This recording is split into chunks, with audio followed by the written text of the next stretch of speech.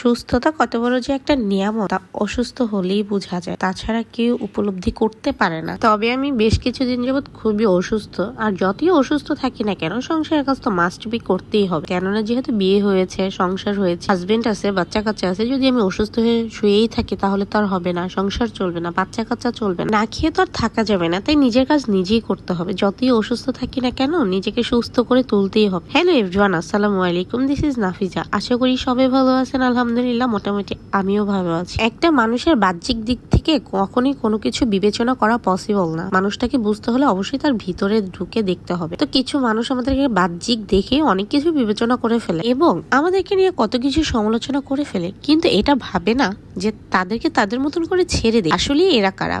এরা হচ্ছে অন্য কেউ না, আপনার আশেপাশের লোক, আপনাদের ফ্যামিলির পার্সনরা। আপনাকে নিয়ে বাহিরের মানুষ কখনোই মন্তব্য করবে না, আর যারাই এগুলো করে না তারাই আপনার যোগ্য না। এরকম অনেক আশেপাশে আমাদের এরকম কিছু মানুষ রয়েছে। আসলে একটা কাজ করতে গেলে যে কতটা তার পিছনে পরিশ্রম দিতে হয় এটা কখনোই বুঝবে না। যাই হোক, কথা বলার পাশাপাশি আমার বেডশিটটা উঠিয়ে ঘরটা গুছিয়ে নিচ্ছি, সাথে আমাকে আলিশ ব্যান্ড মাসফিদ দুজনই হেল্প করছে। যেহেতু আমি অসুস্থ, টুকটাক করে ওরা দুইজন হেল্প করে দিচ্ছে। আর এদিক থেকে 2-3 দিন যাবত ঘরটা একদম অগোছালো হয়ে আছে, তাই আমি চিন্তা করেছি যে আজকে ঘরটা গুছিয়ে নিই। শুধু ঘর গুছালি তো হবে না, রান্না বাড়াও তো করতে হবে। আর হেল্পিং হ্যান্ডের রান্না বাড়া তো সবাই খেতে পারে না। বাসার আম্মু আছে, আম্মু আমাকে সাহায্য করছে। এদিক থেকে রান্নাঘরে আম্মু আমাকে কিছুটা আজকে সাহায্য করে দিচ্ছে, ওদিক থেকে আমি ঘরটা গুছিয়ে নিয়েছি। আর ঘরের মেয়ে যদি একবার অসুস্থ হয় তাহলে ঘরে কি হাল হতে পারে। কথা বলতে বলতে ওদিক থেকে আমার ঘর গোছানো শেষ। ঘর গোছানোর শেষে আমি কিচেন রুমে ঢুকবো, আর আম্মু এদিক থেকে আমাকে হেল্প করছে। যেহেতু আমার শরীর খারাপ, এত কিছু একসাথে রান্না করা পসিবল না, তাই আম্মু কিছুটা রান্না করে দিয়েছে,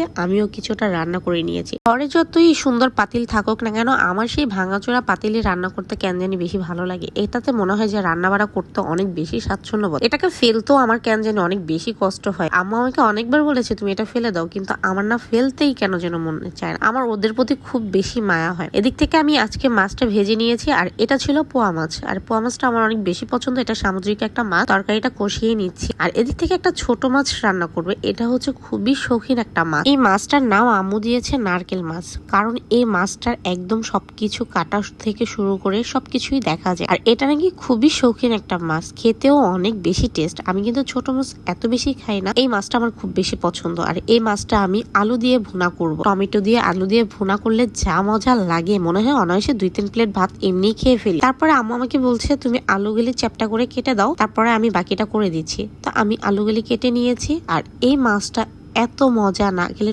টোটালি মিস করবে। এক্সাক্ট আমি নাম জানি না, কিন্তু আম্মুর কথাতে আমি নাম দিয়েছি এটা আমিও নারকেল মাছ। তো মাছটা আমি ভেজে নিব, আর এই মাছটা একদম করকর করে ভেজে নিতে হবে। এটা যদি হালকা ভাজি করে কেমন একটা ফ্লেভার আসবে, খেতে মজা লাগবে না। করকর করে ভেজে নিলে খেতে অনেক বেশি ভালো লাগবে। এদিক থেকে আমার পোয়া মাছটা বলক হয়ে আসছে। টমেটো দিয়ে শীতের সময় যদি এই মাছগুলো দিয়ে রান্না করা হয় কি যে মজা লাগে, তার ভিতরে যদি ধনে পাতাটা অ্যাড করা হয় তাহলে তার কোনো কথাই নেই। আর শীতের দিন আসলে তো ধনে পাতা টমেটো মাস্ট বি আমার লাগবে। সেটা হচ্ছে 12 মাসই আমি ইউজ করি। তারপরও শীতের যে কোনো তরকারিতে আমার এটা অনেক খেতে ভালো লাগে। এদিক থেকে আমি সেই মাছটা ভাজা হয়ে গিয়েছে, আমি তো ভাজার পরে খেতেই থাকি যতক্ষণ না মন ভরে। এদিক থেকে কড়াইতে আমি পেঁয়াজ দিয়ে দিয়েছি, কারণ তরকারিটা বসিয়ে দেওয়ার জন্য মশলাগুলি কষিয়ে নিয়েছি। কষানো হয়ে গিয়েছে, এখন দিয়ে দিব আলু। দিয়ে আমি একটু বেশ কিছুক্ষণ কষিয়ে নিব, তারপরে পানি অ্যাড করে দিয়ে আমি মাছগুলো দিয়ে দিব। আচ্ছা, আলু পছন্দ করে না এমন মানুষ আমার মনে হয় খুবই কম আছে। আমার তো আলু সেই পছন্দ, আমার কোনো কিছু দিয়ে আলু ছাড়া চলেই না। আমার কোনো কিছু রান্না করতে গেলে